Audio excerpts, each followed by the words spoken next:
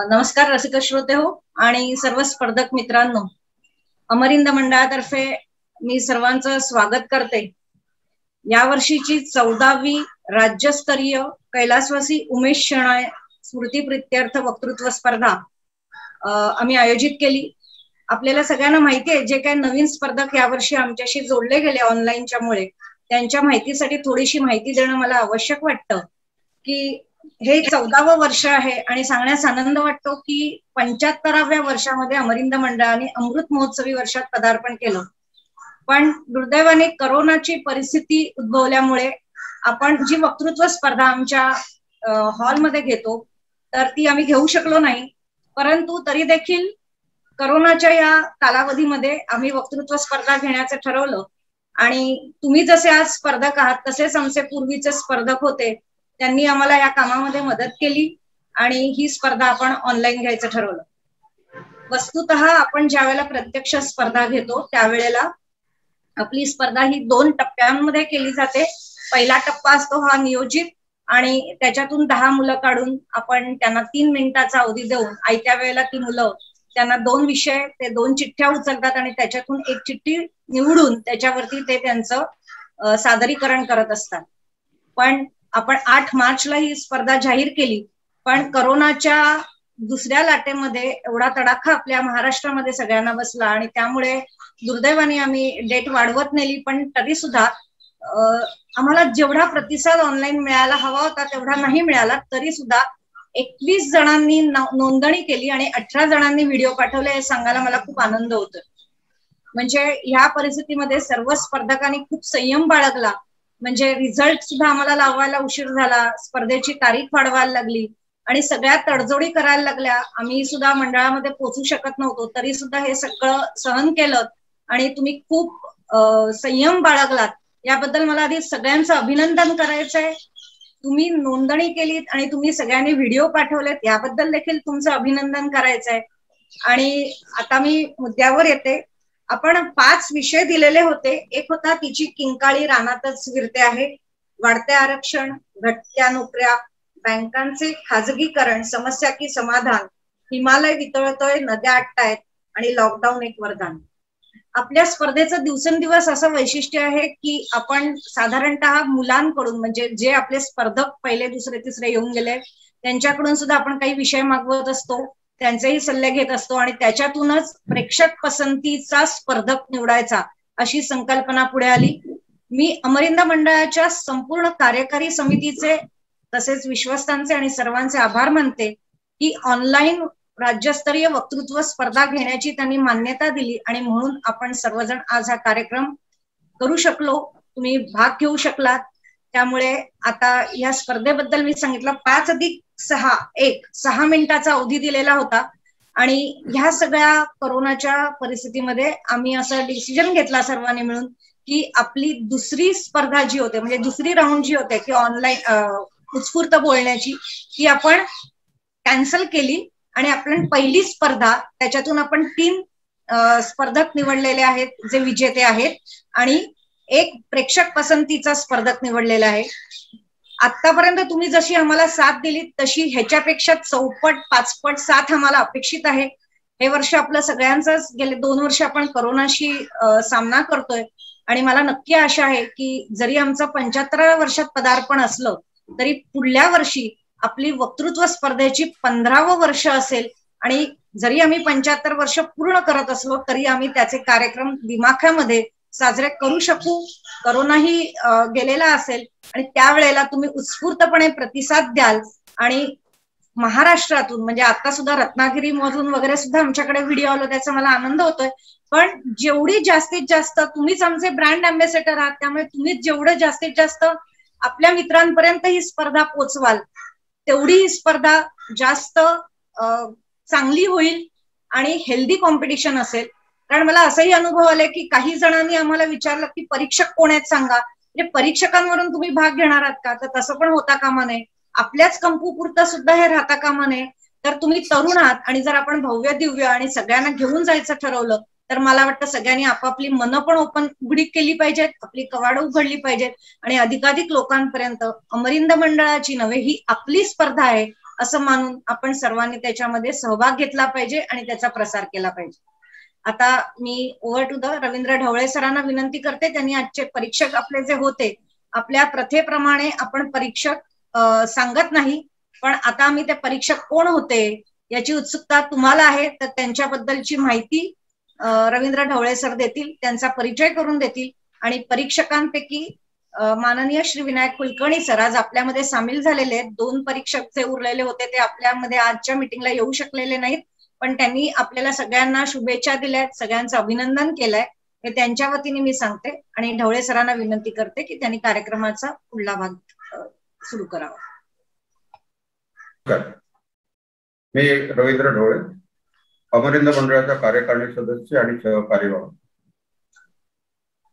75व्या वर्षात पदार्पण केलेल्या संस्थेचे वक्तृत्व स्पर्धेचे 14वे वर्ष आहे. या स्पर्धेतील परीक्षकांचा परिचय करून देणार आहे. थोडक्यात एवढ्यासाठी की ज्या माध्यमाचा आपण वापर करतोय तिथे वेळेच्या मर्यादा आहेत.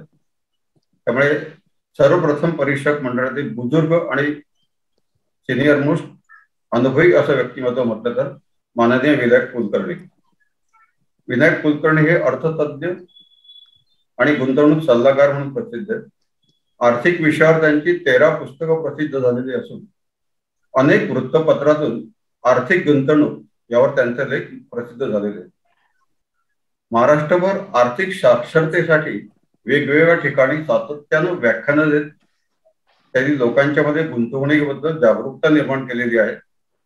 मुंबई मराठी पत्रकार संघ, मुंबई मराठी वृत्तपत्र संघ आदी अनेक पुरस्कारांचे ते मानकरी आहेत. आकाशवाणीवर 160हून जास्ती कार्यक्रमांचं त्यांनी लेखन केलं असून त्यांचं सादरीकरणही केलेलं आहे.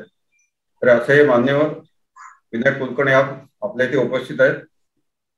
मी त्यांना विनंती करतो की त्यांनी आपल्या सगळ्यांशी संवाद साधावा. विनायक कुलकर्णी सर.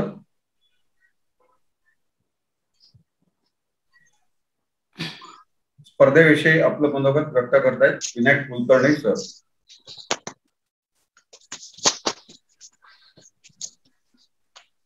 नमस्कार.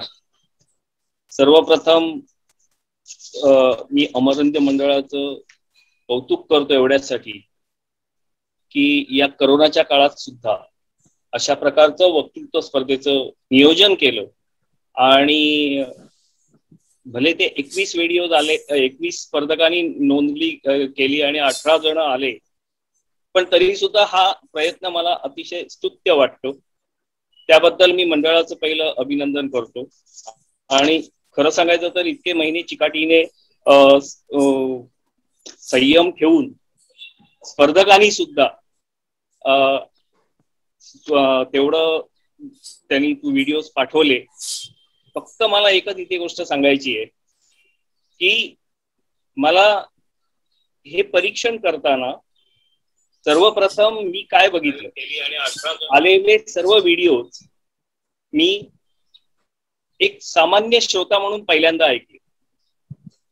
त्याच्यानंतर म्हणजे मला काय वाटतं आणि ते ऐकत असताना मला काय त्याच्यातलं भावलं, आवडलं अशा दृष्टिकोनातून मी बघितलं. त्याच्यानंतर परत दुसऱ्यांदा जेव्हा मी ते ऐकले त्यावेळेला आम्हाला मंडळाने दिलेली जी काही नियमावली होती त्या नियमावलीनुसार मी त्याची तपासणी केली, त्याचं परीक्षण केलं. की सर्वप्रथम हे करत असताना काही वेळेला मला खूप वाईट वाटलं की ह्याचं बंधन जे 5 ते 6 मिनिटाचं होतं, तर काही स्पर्धकांनी ही वेळ मर्यादा न पाळल्यामुळे असं मी म्हणेन की ते दुर्दैवाने त्यांचे मार्क त्याच्यात कमी झाले. त्यांचे मुद्दे खूप चांगले होते, सादरीकरण चांगलं होतं. तर यापुढे अशा स्पर्धकांना माझी कळकळीची विनंती आहे की पहिल्यांदा तुम्ही एवढी चांगली तयारी करता, एवढा चांगला विषय हाताळता, सादर करता, मग जरा वेळेच्या मर्यादा पण बघा ना. म्हणजे आम्हाला या एकाच गोष्टीसाठी काही वेळेला मलाही वाईट वाटलं. आणि निश्चितच आहे की जे इतर परीक्षक दोघे होते त्यांनाही तसाच अनुभव आला असेल. मी एवढंच सांगतो की आजची तरुण पिढी किती गांभीर्याने ह्या सर्व प्रश्नांकडे बघते आहे याची जाणीव झाली. म्हणजे भारतातील युवा पिढी खूप जागरूक असून ती प्रत्येक प्रश्नाकडे कोणत्या नजरेने बघते, किती गांभीर्याने विचार करते, ह्याच आम्हाला प्रत्यक्षपणे त्यांच्या मनातले विचार किंवा जे काही त्यांचं खरंच सांगायचं विचार म्हणण्यापेक्षा मी म्हणेन त्यांचा विवेकच आहे, की जो आम्हाला दिसून आला या त्यांच्या बोलण्यातून, वागण्यातून. तर हॅट्स ऑफ टू देम.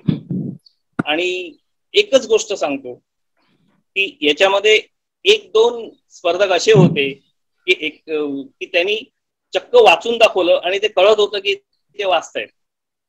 तर आणि ते वाचताना सुद्धा चुकल्यामुळे, तर लक्षात घ्या, तुम्ही कथा वाचन, नाट्य वाचन किंवा एखाद्या अभिवाचन स्पर्धेमध्ये भाग नाही घेतलाय, तर त्याच्यामुळे जर तुम्हाला भाषण द्यायचंय, वक्तृत्व स्पर्धेत जर तुम्ही भाग घेताय, तर ते शक्यतो पाठ असावं, मुद्देसूद असावं, ही अपेक्षा असतेच. तर कृपया यापुढे असं करू नका, एवढीच माझी विनंती आहे. आणि जे बक्षीस पात्र ठरलेले विजेते आहेत त्यांना खूप खूप त्यांचं पहिलं अभिनंदन आणि त्यांच्या भविष्यातल्या कारकिर्दीला मी खूप खूप शुभेच्छा देतो. आणि असंच तुम्ही विचार करा, विवेकी विचार करा, आणि त्याचा निश्चितच समाजाला पण फायदा होईल, तुम्हाला वैयक्तिक पण फायदा होईल. आणि खूप चांगल्या पद्धतीने तुम्ही मुद्दे मांडलेत. किंबहुना मी असं म्हणतो की मी आर्थिक क्षेत्रात काम करतो, तर मला सुद्धा काही गोष्टी माहिती पडल्या की इतक्या, आणि एका स्पर्धकाने तर फक्त 1.5 मिनिटामध्ये सनावळी सकट जी जंत्री मांडली, हॅट्स ऑफ. की अशा प्रकारचं इतकं स्पष्ट सांगणं की म्हणजे खरंच कौतुकास्पद आहे. तर मी एवढंच सांगेन, मी जास्त खोलात जात नाही, इथे वेळेचं बंधन आहे, पण मला अमरिंद मंडळाने तुमची परीक्षण करण्याची संधी दिली, त्याबद्दल मी अमरिंद मंडळाचा खूप खूप आभारी आहे. धन्यवाद. धन्यवाद कुलकर्णी सर. आपल्या मताशी संपूर्ण 100% सहमत. बहुतेक स्पर्धकांनी जे काही रेफरन्सेस दिले होते ते खरोखर अचंबित करणारे होते. असो, आपल्या दुसऱ्या परीक्षका आहेत थिएटर, नृत्य, संगीत आणि वाचन या सगळ्याच्या अत्यंत मुख्य राधिका इंगळे. महाराष्ट्र कल्चरल सेंटर पुणे याच्या आधारस्तंभ असलेल्या राधिका इंगळे यांनी पुण्यातील सिम्बायोसिस इन्स्टिट्यूट ऑफ मॅनेजमेंट मधून पदविका प्राप्त केली असून आता त्या symbiosis institute of international institute या त्यांच्या दुसऱ्या काय याच्यामध्ये पूर्णवेळ प्राध्यापिका म्हणून काम करत आहेत. त्यांचं शिक्षण, जडणघडण हे सगळं पुण्यातच झालेली आहे. त्यांच्याबद्दल सांगण्यासारखं अजूनही बरंच काही आहे.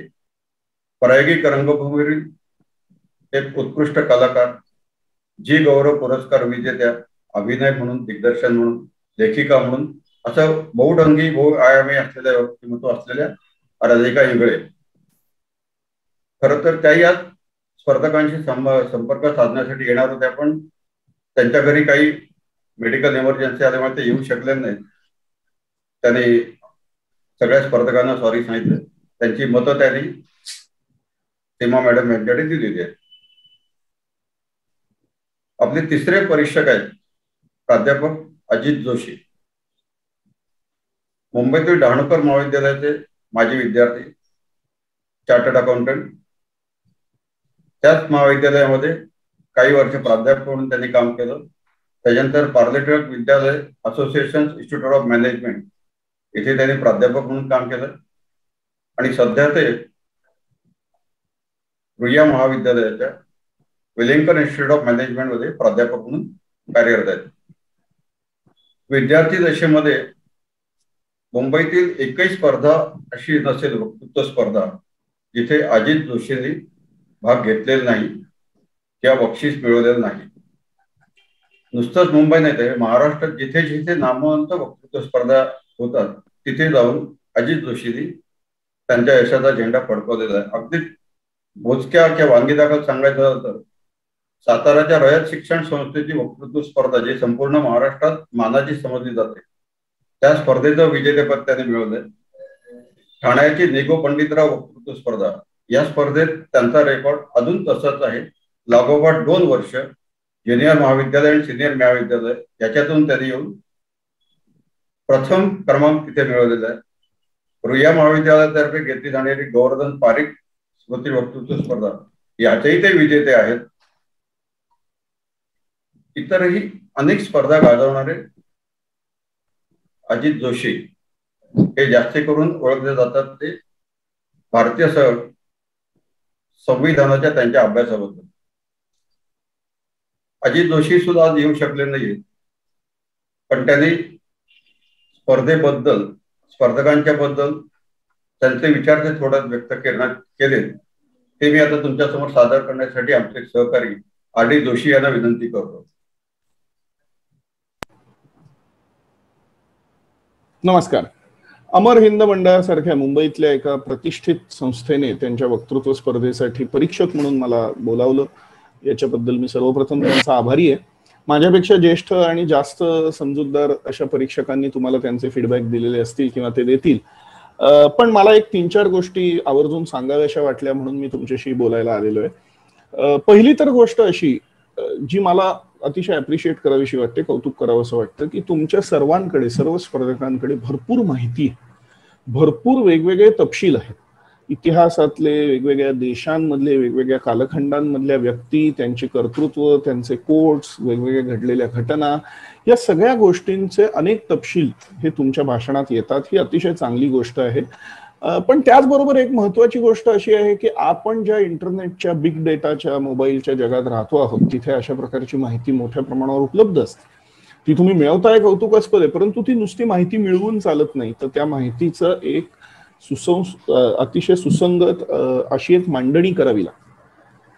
तुम्ही जेव्हा एखाद्या स्पर्धेत एखाद्या विषयावर भाषण करत असता तेव्हा त्या भाषणातला एक मूळ थॉट, एक मूळ विचार, एक सूत्र हे तुमचं स्वतःचं असावं लागतं आणि त्या सूत्राच्या आजूबाजूला तुमचे वेगवेगळे तपशील असतील, कोट्स असतील, इतिहास काळातल्या व्यक्ती, घटना असतील, हे बांधून घ्यावं लागतं. अन्यथा असं होतं की नुसतंच खूप वेगवेगळ्या माहितीचा तो एक साठा बनून जातो. तुम्हाला माहिती असेल तर माहिती आणि ज्ञान यात काय फरक असतो, तर निव्वळ माहितीला जेव्हा तुम्ही एका सूत्रात बांधता, कारण आणि परिणामांची एक साखळी बांधता, तेव्हा त्यातून ज्ञान होतं. तुम्ही तुमच्या भाषणातून तुम्हाला ज्ञान आहे असं दिसलं पाहिजे, निव्वळ माहिती आहे असं नाही. हा सर्वात पहिला महत्वाचा मुद्दा. दुसरा महत्वाचा मुद्दा असा आहे, आणि मी ना कदाचित तुम्हाला असं वाटेल की तुम्ही फक्त चुका काढताय का, तर हो, मी आता माझं जे संबोधन आहे हे थोडंसं चुकाच काढण्यासाठी आहे. कारण तुम्ही ज्या अर्थी 5, 5.5, 6 मिनिटं कॅमेऱ्यासमोर उभे राहून बोलताय, क्लिप पाठवताय, तुम्ही एका विशिष्ट दर्जापर्यंत आलेले आहात असं मी मानून चालतो आणि त्याबद्दल मी तुमचं मनपूर्वक अभिनंदन करतो. परंतु इथून पुढे जर आपल्याला जायचं असेल, आपल्याला निव्वळ भाषणातला विजेता नाही तर पुढच्या आयुष्यामध्ये प्रत्यक्ष ह्या कलेचा वापर करायचा असेल, तर काही गोष्टी समजून घ्यायला हव्यात. आणि त्यामुळे थोडंसं माझं बोलणं हे सुधारणेच्या दृष्टीने म्हणून आहे, ते टीका म्हणून नाही, आणि त्याच पद्धतीने तुम्ही ते घ्यावं असं मला वाटतं. आणि म्हणून दुसरी महत्वाची गोष्ट ही लक्षात घेण्याची आवश्यकता आहे की आपल्याला मिळालेला विषय काय आहे. आणि ही गोष्ट इथून पुढच्या, म्हणजे वक्तृत्व स्पर्धा असतील, तुम्ही कुठे नोकरी करायला जाल, तुमचा स्वतःचा उद्योग असेल, जेव्हा जेव्हा तुम्ही व्यासपीठावर उभे राहता तेव्हा आपल्याला मिळालेला विषय काय आहे याची एक अतिशय सुस्पष्ट अशी जाणीव आपल्याला लागते. हिमालय वितळतोय, नद्या आटतायत हा विषय आहे, पर्यावरण हा विषय नाही. व्यापक पर्यावरण, अर्थात हा विषय पर्यावरणाचा एक भाग आहे, त्यामुळे व्यापक पर्यावरणातल्या काही घटना या तुमच्या मांडणीत येणार हे मी समजू शकतो. पण तुम्ही विषयाला धरून सुसंगत बोलता आहात का, हा एक अत्यंत महत्वाचा निकष निव्वळ वक्तृत्व स्पर्धा नाही तर उर्वरितही वक्तृत्व कौशल्यामध्ये तुम्हाला लागणार आहे. आणि त्यावेळेला हा प्रश्न लक्षात ठेवायला हवा की एक्झॅक्ट विषयाचं टायटल, शीर्षक काय आहे, आणि त्या शीर्षकाला धरून मी माझं बोलणं गुंफतो आहे का मला असं लक्षात आलं की ओके हा विषय, आणि मग आता विषय काय, पर्यावरण, चला तर मग आपण जगभरातल्या पर्यावरणाबद्दल बोललो, कार्बन उत्सर्जन, हे ते वगैरे बरेच विषय त्याच्यात येतात. पर्यावरण हा एवढा मोठा विषय, या एवढ्या मोठ्या विषयातला एवढा भाग हा हिमालय वितळतोय आणि नद्या आटतायत आहे. त्यामुळे तुम्हाला आपल्या नेमक्या विषयावर फोकस करणं आणि त्या विषयाच्या आधारावर एक सूत्र बनवणं हे अतिशय आवश्यक आहे असं लक्षात येईल. आणि मग बरेचदा काय होतं, मी असं माझ्या मते कमीत कमी 18 पैकी 5-7 स्पर्धकांच्या बाबतीत पाहिलं की ते 1.5, 2, 2.5 मिनिटं वेगवेगळी प्रस्तावना, आणि म्हणून मी हा विषय घेते किंवा घेतोय असं करून ते सुमारे 1.5, 2 किंवा 2.5व्या मिनिटाला आपल्या विषयावर येतात. लक्षात घ्या, 5 ते 6 मिनिटांच्या कालावधीमधली 1.5 ते 2 मिनिटं म्हणजे मोर दॅन 25 to 30%, तुम्ही 25 ते 30% जास्त वेळ हा प्रस्तावनेत घालताय. That is not acceptable. तुम्हाला जर नेमकं विषयावर यायचं असेल, प्रस्तावनाही 5 ते 10% वेळापेक्षा जास्त असता कामा नये, म्हणजे अर्ध ते पाऊण मिनिट जास्तीत जास्त. त्यामुळे हा दुसरा एक अतिशय महत्वाचा मुद्दा तुम्ही समजून घेणं गरजेचं आहे की विषय नेमका काय आहे आणि मग त्याच्या आजूबाजूला आपलं सूत्र कसं उभं राहू शकेल हे पाहिलं पाहिजे. तिसरी महत्वाची गोष्ट अशी की वक्तृत्वामध्ये, म्हणजे अगदी जेव्हा आपण कोरोना नव्हता आणि व्यासपीठावरून बोलत असू किंवा रेकॉर्ड करत असू, वक्तृत्व हे परकाया प्रवेश नाहीये, तो अभिनय नाहीये, तो नाटक नाहीये, सिनेमा नाहीये. त्यामुळे तुम्हीच असता. मी आत्ता जसा तुमच्याशी बोलतोय तसाच मी प्रत्यक्षात बोलणार आहे जर तुम्ही कधी भेटलात तर. बहुतेक वेळेला भाषण करताना लोकांचं असं होतं की ते परकाया प्रवेश होतो, त्यांच्या दुसरी एक व्यक्ती संचारते आणि मग ते अतिशय कृत्रिम आणि अतिशय साचेबद्ध पद्धतीने बोलत राहतात. तुम्ही ना, एक मला असं वाटतं कोरोना लॉकडाऊन एक वरदान असा विषय होताच, तेव्हा वरदान समजून तुम्ही स्वतः जे भाषण पाठवलंय ते एकदा बघा आणि तुम्ही स्वतःलाच असं विचारा की मी अशीच बोलते का किंवा मी असाच बोलतो का. मग मी भाषणासाठी म्हणून एक काहीतरी वेगळा आविर्भाव आणलेला आहे, काहीतरी आव आणलेला आहे, कृत्रिमता आणलेली आहे, मी कशी टाळू शकते. जर माझे मुद्दे मला स्पष्ट असतील, ते मनातून येत असतील तर मी नैसर्गिक बोलेन, नैसर्गिक हातवारे करेन आणि कोणी न सांगता, काहीही न ठरवता आपोआप माझ्या बोलण्यात, माझ्या डिक्शनमध्ये, माझ्या स्वरांमध्ये, चढउतारांमध्ये, हातवाऱ्यांमध्ये एक नैसर्गिकता येईल, ती अतिशय महत्वाची असते. आणि शेवटचा मुद्दा असा जो तुम्ही लक्षात ठेवायला पाहिजे तो हा आहे की कुठल्याही विषयाला असंख्य बाजू असतात. अगदी आपल्या पार वेदांत आणि प्राचीन तत्वज्ञानापासून तुम्ही वेगवेगळ्या इतर देशांच्या संस्कृती बघा, तत्वचिंतक बघा, विचारवंत हेगेल बघा, मार्क्स बघा, कोणी बघा, तुमच्या असं लक्षात येईल की या प्रत्येकाने ह्या गोष्टीवर विश्वास ठेवलेला आहे की कुठल्याही विषयाला एकाहून अधिक वेगवेगळे बाजू असतात, वेगवेगळे पैलू असतात. आपण ते समजून घेण्याचा जाणीवपूर्वक प्रयत्न करतो आहोत का, हा एक अत्यंत महत्वाचा मुद्दा आहे. कारण मला काही सगळ्यांच्या बाबतीत मी म्हणत नाही, पण काही स्पर्धकांच्या बाबतीत असं वाटलं की ते भयंकर एकांगी आहेत, ते एकाच बाजूचा अभ्यास करून आलेले, एकच बाजू मांडायला आलेले आहेत. लक्षात घ्या की तुम्ही वक्तृत्व स्पर्धेत आहात, तुम्ही न्यायालयात खटला लढत नाही आहात की जिथे एक बाजू भली बुरी चुकीची बरोबर कशी असो तुम्हाला ती लावून धरायची. तसं इथे नाही आहे. आणि तिथेही ती लावून धरायची असली तरी त्याच्या पार्श्वभूमीला तुम्हाला सर्व बाजूंचं आकलन हे लागतंच, पण तो एक वेगळा मुद्दा आहे. वक्तृत्व स्पर्धांमध्ये किंवा सर्वसाधारणतः तुमची मतं मांडत असताना, एखाद्या विषयावर बोलत असताना त्या विषयाच्या अधिकाधिक पैलूंचा विचार आपण केलेला आहे का, त्या विषयाच्या बाजूनी आणि विरुद्ध आणि थोडं डाव्या बाजूनी आणि थोडं उजव्या बाजूनी आणि थोडं वरून आणि थोडं खालून असं वेगवेगळ्या प्रकारे त्या विषयाकडे आपण पाहिलेलं आहे का, हा एक अतिशय महत्वाचा मुद्दा असतो जो तुम्ही लक्षात ठेवणं आवश्यक आहे.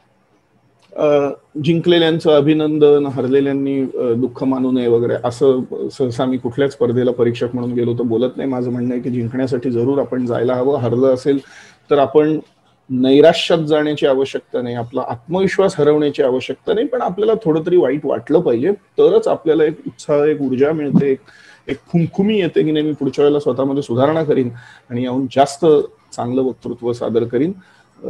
माझ्या शुभेच्छा आहेत तुम्हा सर्वांना. पुढच्या स्पर्धेसाठी जिंकलेले परत एकदा जिंकतील, हरलेले जिंकलेल्यांना हरवतील आणि स्पर्धेचा हा प्रवाह असा चालू राहील. या शुभेच्छांसकट पुन्हा एकदा अमर हिंद मंडळाचं मी आभार मानतो आणि आपलं वक्तव्य थांबवतो. धन्यवाद.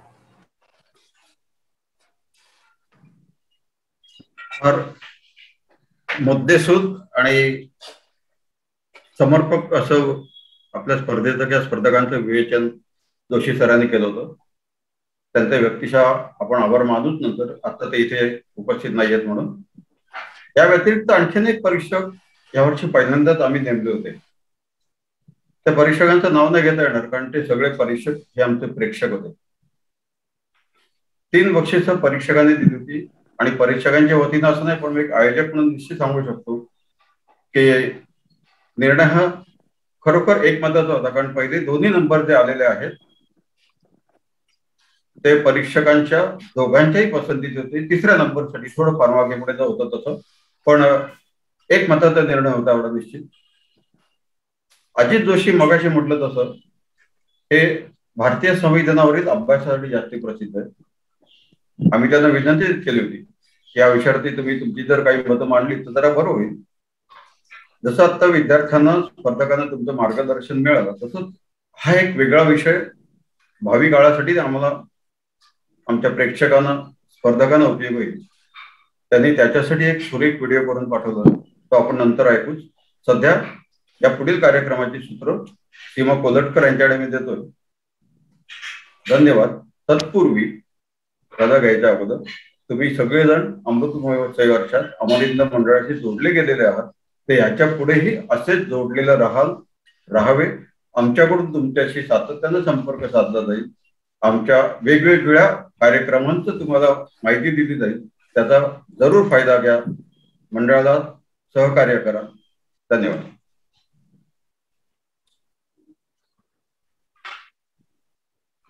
सीमा कोलटकर.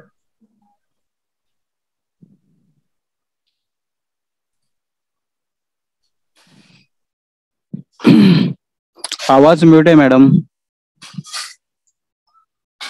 नमस्कार. स्पर्धको, आपल्या लक्षात आलंच असेल की आम्ही वेगवेगळ्या प्रकारचे परीक्षक, 3 वेगवेगळ्या धर्तीवरचे परीक्षक आम्ही निवडले होते, की जे अर्थकारणातले तज्ज्ञ होते, कारण आपला बँकिंग विषयक एक होता, तसंच इंगळे मॅडम होत्या, आणि आता आपण ऐकलं की जोशी सर होते. असे 3 वेगवेगळ्या प्रकारचे, म्हणजे पत्रकार, वक्तृत्व स्पर्धावाले आणि बँकिंगवाले, फायनान्सवाले, असे 3 तज्ज्ञ आम्ही निवडले होते. कारण आपले विषय हे विविधांगी होते आणि आम्ही नेहमीच असे वेगवेगळ्या प्रकारचे विषय देण्याचा प्रयत्न करत असतो.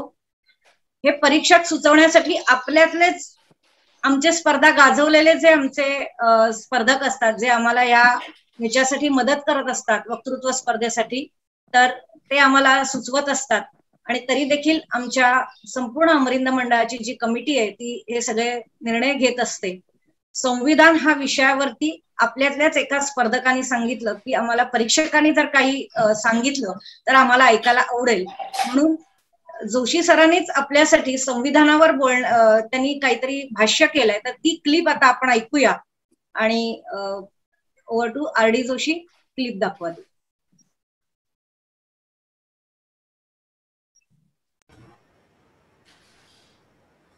नमस्कार. अमर हिंद मंडळाने मला आपल्या भारताचं संविधान या विषयावर बोलायला बोलवलंय. या विषयाकडे जाण्याआधी माझा एक प्रश्न होता की आपण सगळे भारतीय आहोत, आपल्याला भारतीय असल्याचा अभिमान आहे, आपल्या सर्वांना माहिती आहे. आता आपण अगदी थिएटर मधल्या राष्ट्रगीतापासून इतर असंख्य ठिकाणी आपण भारतीय असल्याचा आपला अभिमान वारंवार व्यक्त करत असतो, आणि मलाही, मी त्याशी सहमत आहे, मलाही भारतीय असल्याचा अभिमान. पण मग असा प्रश्न पडतो की आपण भारतीय आहोत म्हणजे काय आहे? एक कुठला धर्म, एक कुठली जात, एक कुठली भाषा, एक कुठला वर्ण, एक कुठला प्रदेश, ही काय भारतीयत्वाची ओळख नाही? कोणी म्हणेल मी हिंदू आहे तर दुसरा कोणी मुसलमान आहे, कोणी ख्रिश्चन आहे, कोणी शीख आहे, कोणी पारशी आहे, कोणी ज्यूही आहे. आपल्याकडे जाती आपल्याकडे तर माझ्या मते किमान एक गेला बाजार 1001 असतील. भाषा आपल्याकडे मान्यता प्राप्त, अमान्यता प्राप्त, अभिजात, नव्या अशा पकडल्या तर त्या आणखीन एक 100च्या घरात जातील. मग आपण भारतीय आहोत म्हणजे काय आहे? भारतीय आहोत म्हणजे काय? इथली दगड, दोंडे, माती, किल्ले, इमारती, झाडं, प्राणी, आकाश, पाऊस, ढग, ही काय आपली ओळख नाही? आपण भारतीय आहोत याचा अर्थ काय हे जर आपण समजून घ्यायचा प्रयत्न केला तर मला वाटतं आपल्याला संविधान म्हणजे काय ते समजेल. कारण आपण भारतीय आहोत म्हणजे एकच गोष्ट आहे की आपण ह्या भारताच्या संविधानाचा एक घटक आहोत. संविधान एक प्रकारचा करार आहे जो आपण सर्वांनी एकमेकांशी केलाय, आणि त्या कराराचा आपण एक भाग आहोत, त्या करारातली आपण एक पार्टी आहोत. ही भारतीय आहे याचा अर्थ निव्वळ माझा इतिहास नाही, निव्वळ माझ्या परंपरा आणि महापुरुष नाही, देश, धर्म, जात वगैरे तर नाहीच नाही, भाषिक अस्तित्व तर नाहीच नाही. मी भारतीय आहे याचा एकमेव अर्थ म्हणजे मला संविधानाशी बांधिलकी आहे. हे संविधान मला मान्य आहे, ते संविधान पाळण्याची मी जबाबदारी घेतो आहे, आणि ते ज्या ज्या इतर लोक स्वतःला जे भारतीय म्हणवून घेतात तेही त्या संविधानाशी बांधील आहेत, आणि त्यांनीही ते पाळावं याकरता प्रयत्न करणं हे माझं कर्तव्य आहे. याचा अर्थ मी भारतीय आहे. मग तुम्ही म्हणाल हे एवढं का एका पुस्तकाला, आपल्याकडे काय धर्मग्रंथांची तर आपल्याकडे कमतरता नाहीच आहे, वेगवेगळ्या धर्मांचे वेगवेगळे ग्रंथ आहेत, काही आपल्यासारख्या काही धर्मांमध्ये तर अनेक पवित्र ग्रंथ आहेत, ते संविधानाचं एवढं काय कौतुक आहे? त्याचं सर्वात महत्वाचं कारण असं की संविधान, मी मगाशी म्हटल्याप्रमाणे, आपण सर्वांनी जाणीवपूर्वक एकमेकांशी स्वातंत्र्याने केलेला करार आहे. पंडित नेहरू जे 14 ऑगस्टच्या मध्यरात्री आणि 15 ऑगस्टच्या पहाटे स्वातंत्र्य मिळत असताना म्हणत होते की या देशाने नियतीशी एक करार केलेला आहे, ट्रिस्ट विथ द डेस्टिनी, त्या कराराची अभिव्यक्ती म्हणजे आपलं संविधान. आणि त्या संविधान हे सर्वात महत्वाची गोष्ट अशी की इतर असंख्य धर्मग्रंथांप्रमाणे ते संविधान बदलता न येण्यासारखं नाही, ती काळ्या दगडावरची पांढरी रेघ नाहीये. आपण सर्वांनी सहमतीने, आपण सर्वांनी एकमेकांच्या स्वातंत्र्याचा, जबाबदाऱ्यांचा आदर करत एकत्र येण्याची प्रक्रिया म्हणजे संविधान आहे. आणि त्यामुळे त्या एकत्र येण्याचे पॅरामीटर्स जसे बदलतात, त्या एकत्र येण्यातले वेगवेगळे घटक जसे बदलतात, तसं आपण आपलं संविधान बदलू शकतो. कोणीतरी काहीतरी 1947 किंवा 1950 साली म्हटलंय म्हणून आपल्याला ते आज पाळायला पाहिजे असं अजिबात नाहीये. आणि हे संविधानाचं सर्वात मोठा ग्रेटनेस. आणि हे संविधान अनेकदा त्याच्यामध्ये अमेंडमेंट झालेले आहेत, बदल झाला. अगदी म्हणजे राज्य वस्तूंच्या विक्रीवरचा कर जे राज्य गोळा करत होते, राज्यांनी तो अधिकार स्वतःहून केंद्राकडे दिला आणि जीएसटी नावाच्या कल्पनेचा जन्म झाला. हा संविधानामध्ये बदल केला गेलेला होता आणि हा सर्वांच्या सहमतीने केलेला गेला होता. कुठल्याही धर्मग्रंथाला नसलेलं हे स्वातंत्र्य आमच्या संविधानाला आहे. आणि म्हणून माझ्या जगण्याचा, माझ्या भारतीय असण्याचा आधार जर कुठला असेल, त्याचा पाया जर कुठला असेल तर तो संविधान. आणि तुम्ही हे जर करार कधी पाहिलात, हा जर संविधान तुम्ही पाहिलात, नेहमीच संविधानाच्या प्रस्तावनेची चर्चा होते, प्रिएम्बलची चर्चा होते. खरं सांगायचं तर संविधान हा एक अतिशय मोठा विषय आहे, ज्याच्यावरती लोकांनी PhD केलेली आहे, ग्रंथ लिहिलेले आहेत, अनेक वर्ष शिकलेले आहेत. मी काय 5-7 मिनिटं मला जी काय आयोजकांनी दिलेत त्याच्यात मी तो संपूर्णपणे मांडूही शकणार नाही. परंतु आवर्जून सांगायची गोष्ट अशी की तुम्ही निव्वळ त्या संविधानाची प्रस्तावना जरी पाहिली तरी त्या संविधानाची दृष्टी, त्या संविधानाने आपल्यामध्ये सामावून घेतलेली असंख्य मूलभूत तत्व ही तुमच्या त्याच्यात लक्षात येतात. मी त्या प्रस्तावनेच्याही एकेका मुद्द्यावर चर्चा करणार नाही, कारण तेही कदाचित 2-2.5 तासाचा स्वतंत्र संवाद होऊ शकेल. पण मी 2च गोष्टी सांगेन की संविधान काय आहे, भारतीय संविधान काय आहे. तर माझं असं म्हणणं आहे, किंवा संविधानाची माझ्या मते केलेली मांडणी ही आहे की स्वातंत्र्य आणि जबाबदाऱ्या यांचं संतुलन म्हणजे आमचं संविधान. एका बाजूला स्वातंत्र्य दिलेलं आहे. लक्षात घ्या, पुन्हा एकदा धर्मग्रंथ आणि इतर सर्वांप्रमाणे संविधान हे तुमच्या माझ्या दैनंदिन जीवनात हस्तक्षेप करत नाही. तुम्ही कधी उपास करा, तुम्ही कधी खा, कधी खाऊ नका, काय खा, काय खाऊ नका, कसे कपडे घाला, कुठे फिरायला जा, या सगळ्या गोष्टींवर संविधान बोलत नाही. संविधानाने तुम्हाला स्वातंत्र्य दिलेलं आहे, किंवा मूलभूत हक्क म्हणून संविधानाने तुमचे स्वातंत्र्य जपलेली आहेत. ती जेव्हा जेव्हा त्यांचा गळा घोटण्याचा प्रयत्न झालाय तेव्हा तेव्हा लोक बंड करून उठलेत आणि त्या बंडात त्यांचं हत्यार हे संविधान आहे, कारण ते स्वातंत्र्य संविधानाने तुम्हाला दिलेलं आहे. तुम्हाला तुमचं आनंदी आयुष्य जगण्यासाठी जे जे करावं असं वाटेल ते जरूर करा, हे स्वातंत्र्य संविधानाने दिलंय. आणि त्याच वेळेला ही जबाबदारी टाकली आहे की तुमचं स्वातंत्र्य हे लोकांच्या स्वातंत्र्याचा संकोच नाही असू शकत. मला माझ्या शेजाऱ्याचं घर बळकवायचंय, मला स्वातंत्र्य आहे म्हणून मी त्याला भोसकून ठार मारेन, हे संविधान मान्य करत नाही. कारण माझं संविधान असं म्हणतं की भाऊ तुझं असं करायला लागलं असतं, तो तुझ्या शेजाऱ्याच्या स्वातंत्र्याचा संकोच आहे. तुमचं स्वातंत्र्य हे कोणाच्या तरी इतराच्या, किंबहुना खरं सांगायचं तर असंख्य इतरांच्या स्वातंत्र्यासहित जगलं गेलं पाहिजे. हे तत्व जिथे मांडलंय ते आहे संविधान. आणि म्हणून संविधान असं म्हणतं की ठीक आहे, तुम्ही तुमच्या स्वातंत्र्याचा उपभोग घ्या, पण तो घेत असताना इतरांच्याही स्वातंत्र्याचा सन्मान करा, इतरांच्याही स्वातंत्र्याचा संकोच करू नका. आणि मी जेव्हा इतरांच्या स्वातंत्र्याचा संकोच म्हणतो त्यावेळेला मी भौतिक गोष्टींबद्दल बोलतोय, भावनांबद्दल बोलत नाही. खरं सांगायचं तर संविधान हे मांडतं की ज्याने त्याने आपलं आयुष्य जगावं. मी तुमच्या जगण्यामध्ये अडथळा बनता कामा नये. हा, आता जर उद्या असं कोणी म्हणालं की ह्याचे कपडे बघून मला त्रास होतो म्हणून याने कपडे वेगळ्या प्रकारे, तर ते न्याय्य नाही. कारण ते स्वातंत्र्य, तुम्हाला जे स्वातंत्र्य मिळालेलं आहे ते भौतिक गोष्टींचं आहे, आजूबाजूच्या गोष्टींचं आहे. तुमच्या भावना, तुमची इतरांबद्दलची मतं याचं स्वातंत्र्य नाही, ते तुम्ही तुमच्याकडे ठेवू शकता, ते तुम्ही दुसऱ्यावर लादू शकत नाही. ही संविधानाची रचना आहे.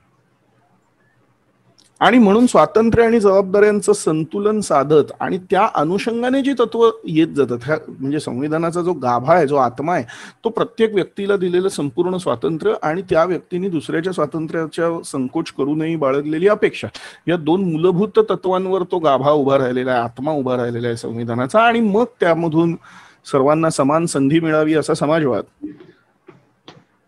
कुठल्याही धर्मग्रंथांचं राज्यकारभारात ढवळाढवळ होऊ नये असं सांगणारी धर्मनिरपेक्षता, एकमेकांसोबत जाऊन आपण प्रगती करू शकतो असं सांगणारं बंधुत्व, आणि अशा अनेक वेगवेगळी महत्वाची मूल्य संविधान पुढे पुढे मांडत जातं.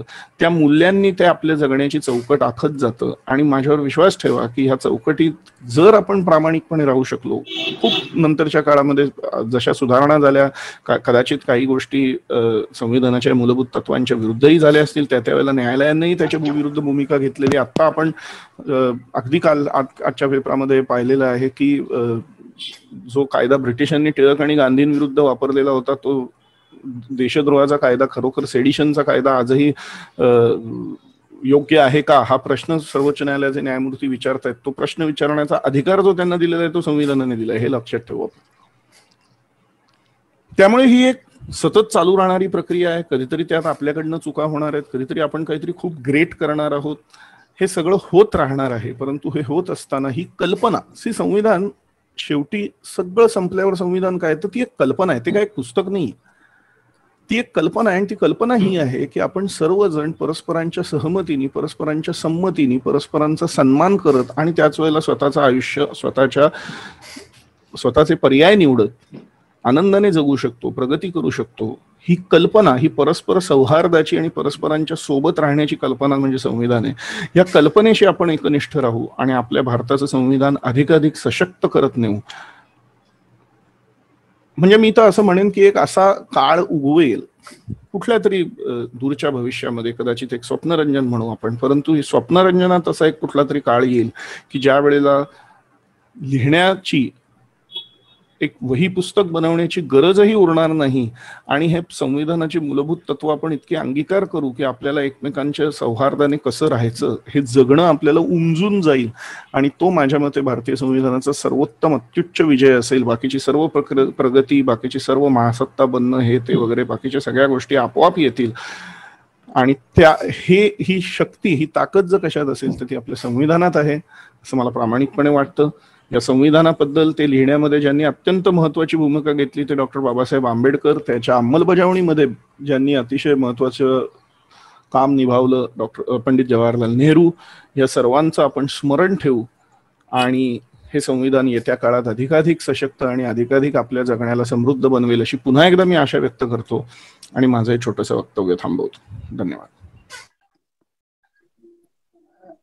तिन्ही परीक्षकांचे मी आभार मानते. विनायक कुलकर्णी सर, डॉक्टर अजित जोशी आणि राधिका इंगळे यांचे आभार मानतेच आहे.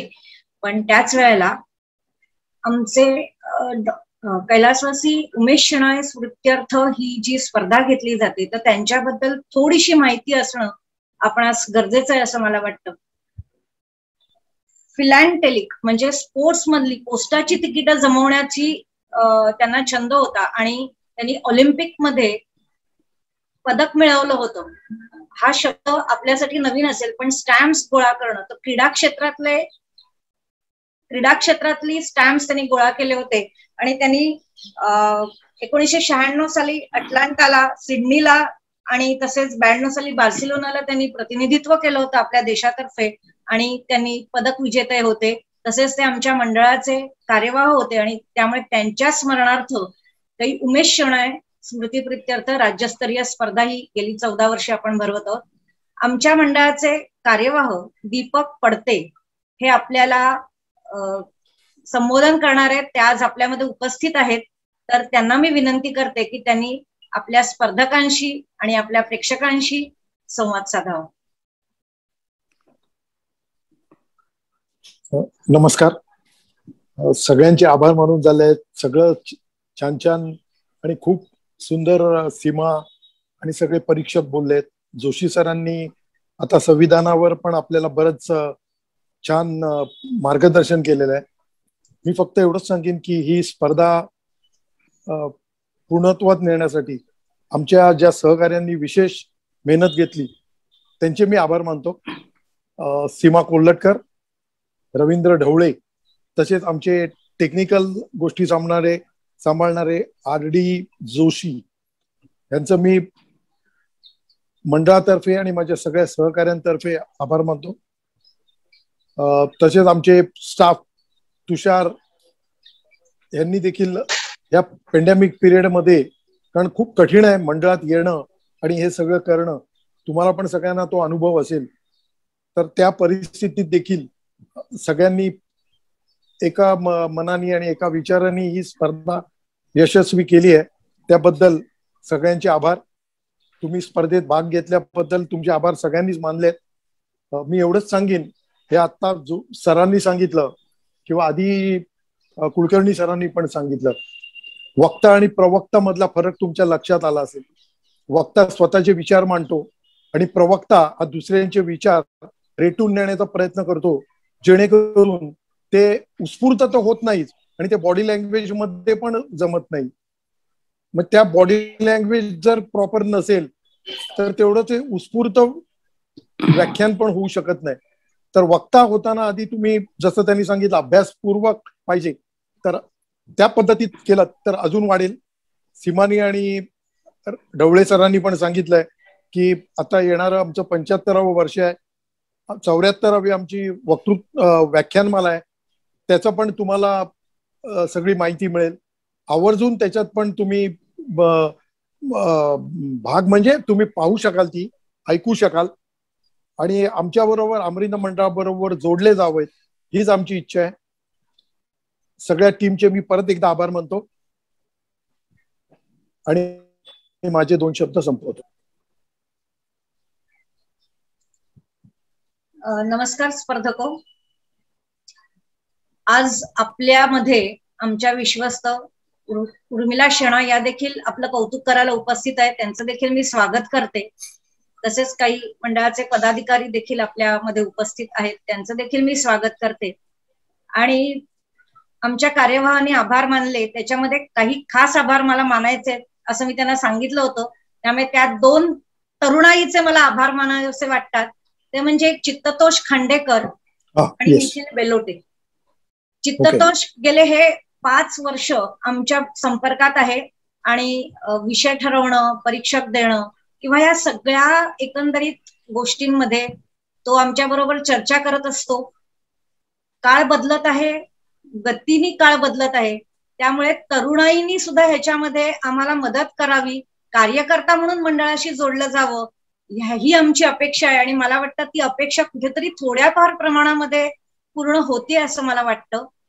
पण असं म्हणत असतानाच मला तुम्हा सगळ्या मित्रांना एक आवाहन करायचंय. जसा चित्ततोष आमच्याकडे आपणहून पुढे आला, तसेच आपण देखील पुढे आमच्या बरोबर जोडले जावे. आम्हाला सुद्धा वेगवेगळ्या ऍक्टिव्हिटीज करायला, वेगवेगळ्या स्पर्धा घ्यायला तुमच्या कल्पना आम्हाला हव्या आहेत, जेणेकरून आम्ही सुद्धा त्या राबवायचा प्रयत्न करू. नवनवीन गोष्टी आपण या माध्यमातून, डिजिटल माध्यम हे खूप प्रभावी माध्यम आहे, त्यामुळे या माध्यमात करू शकू. मंडळाचा तुम्हा तरुणांसाठी आहे आणि मंडळ तुम्हा तरुणांनाच शेवटी पुढे न्यायचं आहे. आणि आजचे जे आपले वक्तृत्व स्पर्धेतले विजेते आहेत तेच पुढे भविष्य काळामध्ये आमच्याकडे वक्ते म्हणून येणार आहेत याची मला नक्की खात्री आहे. यावर्षीची आमची 74वी वसंत व्याख्यानमाला आहे. ज्यावेळेला 100वी आमची वसंत व्याख्यानमाला असेल त्याला आपलेच स्पर्धक, जे गाजलेले स्पर्धक आहेत, ते वक्ते म्हणून आमच्याकडे नक्की आलेले असतील अशी मला खात्री वाटते. आणि आता आपण ज्या गोष्टीची आतुरतेने वाट पाहत आहोत त्या गोष्टीकडे आपण वळूया.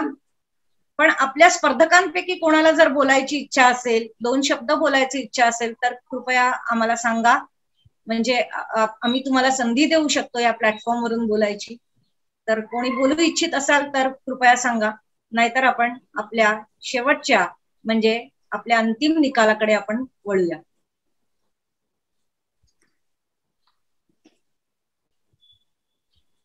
ओके.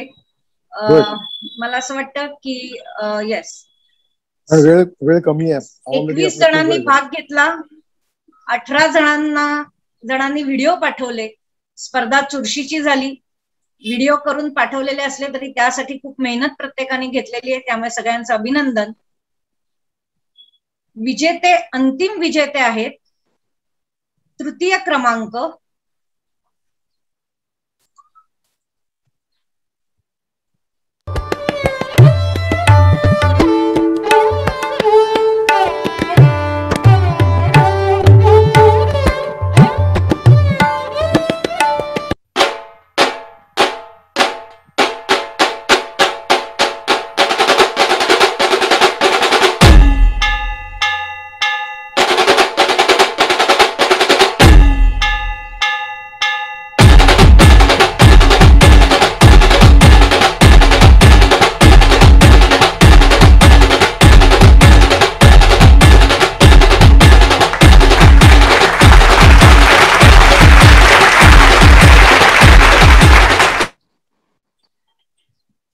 आता द्वितीय क्रमांकाचा विजेता आहे, तृतीय क्रमांकाचा विजेता दर्शन गायकवाड. तुझे हार्दिक अभिनंदन. दर्शन आपल्यामध्ये उपस्थित आहे.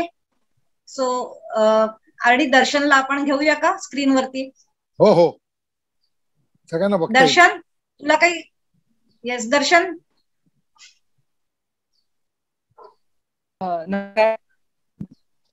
हा बोल. आवाज येतो ना? येस येतोय. जरूर बोल बोल. धन्यवाद. पहिली गोष्ट अमर हिंद मंडळाचे आणि परीक्षकांचेही आभार. त्यांचं मनोगत फारच आवडलं. खूपच माहितीपूर्ण असं झालं ते. आणि नक्कीच पुढच्या वेळेला अजून चांगले प्रयत्न करण्याचा अर्थात तोच प्रयत्न असेल.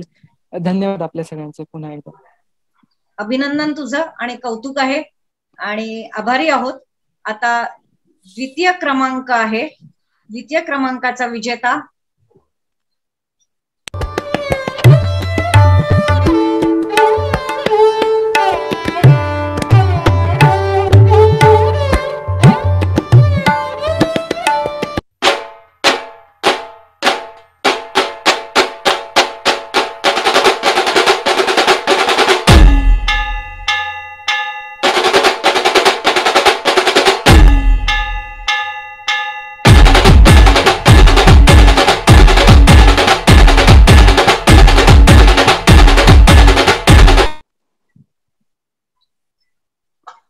अभिनंदन.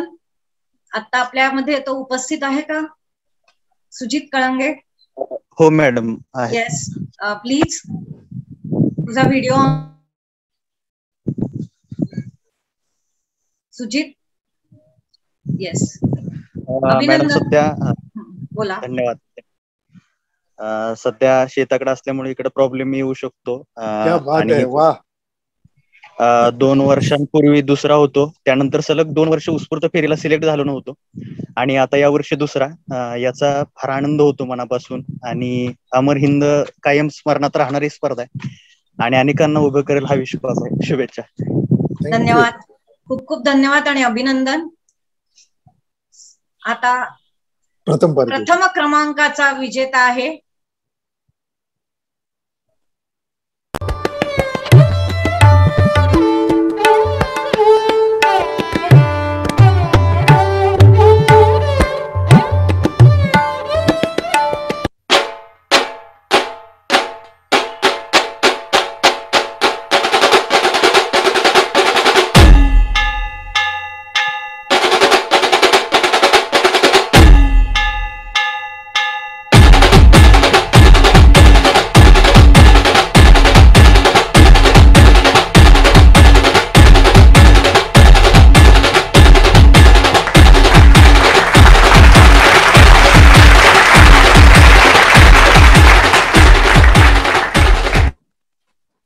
अभिनंदन. सारांश सुद्धा मला वाटतं आपल्यामध्ये उपस्थित आहे.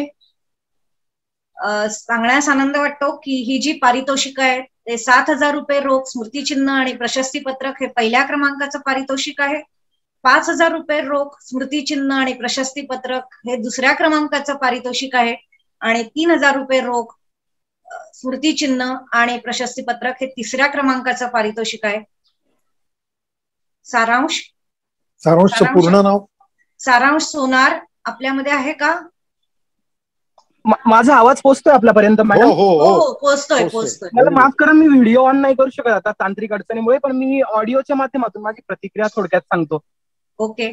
खरं तर अमर हिंद ही स्पर्धा माझ्यासाठी एक जणू स्वप्नच होती. इतक्या वर्षापासून या स्पर्धेबद्दल सतत या सगळ्या वर्तुळात ऐकत होतो, वाचत होतो, बघत होतो, पण कधी सहभागी होण्याचा योग आजपर्यंत आला नव्हता. आणि नेमकं या कोरोनाच्या काळात या अमर हिंद वक्तृत्व स्पर्धेच्या निमित्ताने एक अत्यंत मोठी पर्वणी माझ्यासारख्या एका दुर्गम भागातील स्पर्धकासाठी चालून आली. आणि जळगाव जिल्ह्यातल्या अमळनेर या गावात मी राहतो आणि इथून मी या वक्तृत्व स्पर्धेत भाग घेतला. अत्यंत माझ्या विषय अभ्यासाच्या जवळचा हा विषय असल्या कारणाने या वक्तृत्वाची मांडणी करताना मला स्वतःला खूप आनंद झाला. आणि अमर हिंद ही स्पर्धा काय आहे हे मला या संपूर्ण प्रक्रियेत अनुभवता आलं.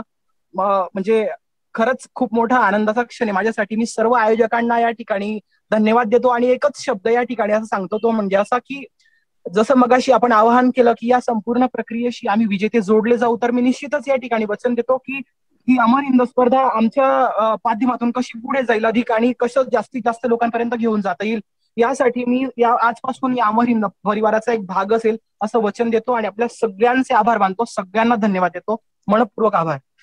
धन्यवाद. खूप खूप धन्यवाद. जेव्हा आम्ही एखादी स्पर्धा घेतो तेव्हा तरुणांसाठी स्पर्धा घेतो तेव्हा आमची हीच अपेक्षा असते की तरुणांनी पुढे आलं पाहिजे आणि अमरिंदाचा प्लॅटफॉर्म हा या तरुणांसाठीच आहे हे मला सांगायला खूप आनंद होतोय. आता हे 3 स्पर्धक जरी आपल्या परीक्षकांनी निवडलेले असले तरी आपण ह्यावेळेला एक आगळी वेगळी पारितोषिक आपण ठेवलं होतं आणि ते म्हणजे प्रेक्षक पसंतीचं पारितोषिक आणि त्याच्यासाठी आपण 1 आठवड्याचा कालावधी दिला होता आणि तुमच्या सर्वांच्यामुळे अमरिंद मंडळाचं युट्यूब चॅनेल हे महाराष्ट्रातल्या खेडोपाड्यात पोहोचलं. त्यामुळे तुमचं सगळ्यांचं मनपूर्वक अभिनंदन आणि मला हे सांगायला खूप आनंद वाटतोय की तुम्हीच, मी परत परत हे सांगतेय की तुम्हीच आमचे ब्रँड अँबॅसेडर आहात. अमरिंदच्या परिवाराशी तुम्ही जोडले गेलेले आहात आणि अमरिंदचाच एक घटक आहात. तर आता आपण बघूया प्रेक्षक पसंतीचं पारितोषिक कोणाला मिळालंय.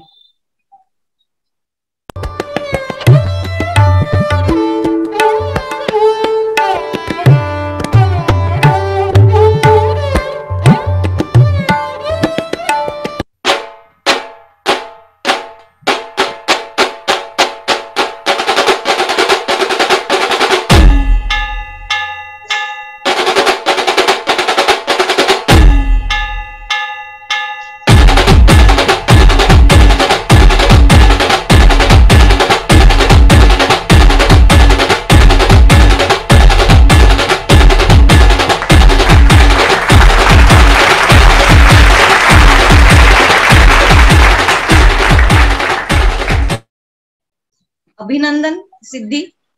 पहिल्यांदाच ऑनलाईन स्पर्धा घेतल्यामुळे प्रेक्षक पसंतीचं पारितोषिक आम्ही ठेवलं होतं आणि ते तू पटकावलंस याचा आम्हाला आनंद होतोय. स्पर्धक हो आणि सर्व श्रोते हो, आजचा आपला हा कार्यक्रम आम्ही अगदी अल्प वेळामध्ये आयोजित केला आणि तुम्ही पुन्हा सर्वांनी खूप संयम दाखवलात. स्पर्धा मार्च मध्ये होती आणि आपण आता जुलैच्या टप्प्यात आहोत, पण कोरोनाच्या परिस्थितीमध्ये ही स्पर्धा यशस्वी करण्यासाठी आम्ही जरी स्पर्धा आयोजित केली तरी तुमचा सहभाग नसता तर ही स्पर्धा आम्ही घेऊ शकलो नसतो. तेव्हा सर्वप्रथम तुम्हा सर्व स्पर्धकांचे मनपूर्वक आभार. सिद्धी, तुला काही बोलायचं असेल तर खरंच आम्ही तुला पूर्ण नाव सांग ना. सिद्धी तरडे. सिद्धी प्लीज, तू बोलतेस का? येस. मी प्रथमतः अमर हिंद मंडळाचे खूप सारे आभार मानते की त्यांनी ऑनलाईन स्पर्धा घेतली आणि त्याला प्रतिसादही देण्यात आला. म्हणजे व्हिडिओ बनवून बोलणं, कंटिन्यू कॅमेऱ्याकडे फोकस करणे ह्या गोष्टी सुद्धा आमच्यासाठी नवीन होत्या. सर्वात महत्वाचं म्हणजे माझ्याकडे घरच्यांनी किंवा माझ्या नातेवाईकांमध्ये मित्रांनी खूप साऱ्या लोकांनी व्हिडिओ फेसबुकवर किंवा सगळीकडेच पाठवले आणि खूप चांगल्या मला प्रतिक्रिया सुद्धा आल्या की काही जणांना, म्हणजे भरपूर जणांना ते पटले. आत्ताच्या पिढीतलं जे मुद्दे मला मांडता आले ते मी मांडण्याचा प्रयत्न केला आणि मी नक्कीच बडा छाटा नाही टूट गया. थँक्यू. धन्यवाद. सर्व यशस्वी स्पर्धकांचे अभिनंदन, विजेत्यांचे अभिनंदन, सर्व स्पर्धकांचे अभिनंदन आणि शेवटी आता मी आभार मानते. आपला हा आजचा कार्यक्रम जो देखणा केलाय तो आमचे technical Rakesh Joshi. Rakesh Joshi sir, please तुम्ही पण स्क्रीनवर आला तर आम्हाला आनंद होईल. नमस्कार. नमस्कार. आमच्या अमरिंदासाठी हे कायम 24/7 365 दिवस अहोरात्र काम करत असतात. त्यामुळे त्यांचे खूप खूप आभार आणि त्यांच्यामुळे आम्ही तुमच्यापर्यंत पोहोचू शकतो. फेसबुक, युट्यूब या माध्यमातून आणि वेगवेगळी कल्पकथांनी ते आमचे व्हिडिओ तयार करत असतात. त्यामुळे त्यांचे आम्ही आभार मानणं पण योग्य नाही, पण तरी आभार मानले पाहिजेत कारण ते आमच्या परिवारातीलच एक जण आहेत. आमची पूर्ण कार्यकारी समिती, विश्वस्त, पदाधिकारी ह्या सर्वांचे आभार. सर्व स्पर्धकांचे आभार. चित्ततोष खांडेकर आणि निखिल बेलोटे या दोघांचे देखील आभार. आणि आजचा आपला कार्यक्रम आणि तसंच अर्थात परीक्षक, सर्व परीक्षकांचे आभार. आणि आमच्या मंडळाचा एक कार्यकर्ता आणि जो खंदावीर आहे, जो तरुण आहे, तुषार साळवे, त्याचे आभार मानायलाच पाहिजेत कारण तो लांब राहत असताना सुद्धा त्यांनी घरी बसून ते व्हिडिओ अपलोड करून घेणं, त्याची सगळे आलेत की नाही बघणं, याची वारंवार खात्री करून घेणं, हे जे काही किचकट आणि जिकिरीचं काम होतं ते त्यांनी हसतमुखाने लीलया केलं, त्याबद्दल त्याचे देखील आभार मानणं आवश्यक आहे. त्यामुळे सर्वांचे आभार आणि धन्यवाद. हा कार्यक्रम आपण इथेच संपवत आहोत. पुन्हा भेटणार आहोत पुढल्या वर्षी, पण अतिशय जोमाने. मला हे जे 21 स्पर्धक आहेत त्याचे मी परत सांगते, 100 स्पर्धक होतील तेव्हा मला खरोखर आनंद होईल की खरंच मी असं म्हणेन की अमळनेर नाही, महाराष्ट्रातल्या प्रत्येक जिल्ह्यातनं मला 10 स्पर्धक मिळाले तरी मला वाटतं ही गोष्ट आपण लीलया करूच शकतो नाही का. तर आपण हे सर्वांनी आव्हान पेलूया आणि पुढली स्पर्धा अतिशय जोमाने करण्याचा प्रयत्न करूया. तुमच्या सूचना ज्या असतील त्या आमच्याकडे जरूर पाठवा. आमच्या ईमेल ID आहे आपल्या सगळ्यांकडे. आमच्या युट्यूब चॅनेलला आपण अधिकाधिक लोकांपर्यंत पोहोचवा. आणि ते सांगत असतानाच जवळच वसंत व्याख्यानमाला आमची होत असते, पण यावर्षी ती वसंतामध्ये न होता वर्षा ऋतूत होते, कारण करोना आहे. पण त्या वसंत व्याख्यानमाला ही 74वी आहे. 26 जानेवारी 1947 रोजी स्थापन झालेली आमची संस्था आहे आणि अव्याहतपणे खंड न पडता करोनाच्या काळात सुद्धा गेल्या वर्षी आम्ही वसंत व्याख्यानमाला आयोजित केली होती. तीच वसंत व्याख्यानमाला आता ऑगस्टमध्ये होणार आहे. त्याचाही प्रचार आणि प्रसार करा आणि ती व्याख्यानमाला सुद्धा जरूर ऐका, कारण पुढल्या काही वर्षांमध्ये आपणच वक्ते म्हणून आमच्याकडे येणार आहात. त्यामुळे आत्ताचे वक्ते कसे बोलतात त्यांच्याकडून शिकण्यासाठी तेही बघा आणि आधीची गेल्या वर्षीची वसंत व्याख्यानमाला सुद्धा आपण जरूर बघा. आमच्या सर्व युट्यूब चॅनेल्सच्या सर्व कार्यक्रमांना आपण लाईक करा, शेअर करा आणि सबस्क्राईब करा. आणि मी सर्वांचे पुन्हा आभार मानते आणि हा कार्यक्रम इथे संपवते. धन्यवाद. अभिनंदन सगळ्यांचं.